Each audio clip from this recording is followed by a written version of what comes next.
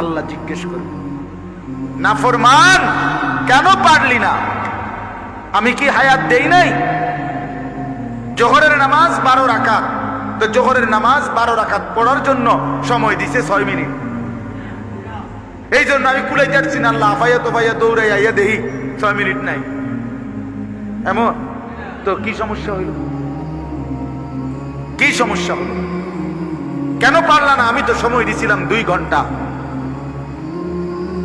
ছেলেরা তোমরাও মনে রাখো, বাপ রঙের গুড্ডি উড়াও তো জিন্দিগিটারে নিজের হাতে তুলে নিছ, আল্লাহর হাত থেকে নিজেকে ছেড়ে নিছ, রাসূলুল্লাহ সাল্লাল্লাহু আলাইহি সাল্লামের হাত থেকে নিজেকে খুলে নিছ, ইসলামের বন্ধন থেকে নিজেকে আলাদা করে নিছ, কোরআনের বাঁধন থেকে নিজেকে ছুটায় ফেলছ, ওলামায়ে কেরামের সম্পর্ক থেকে নিজেকে আলাদা করে নিছ।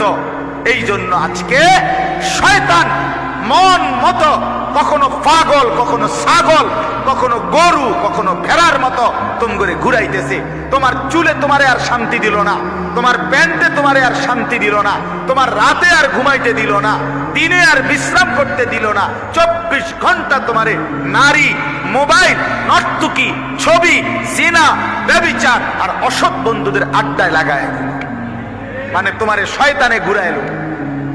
শয়তান তোমারে আর শান্তি দিল না, তোমার জীবন আর কোনো নিয়ন্ত্রণে রইল না।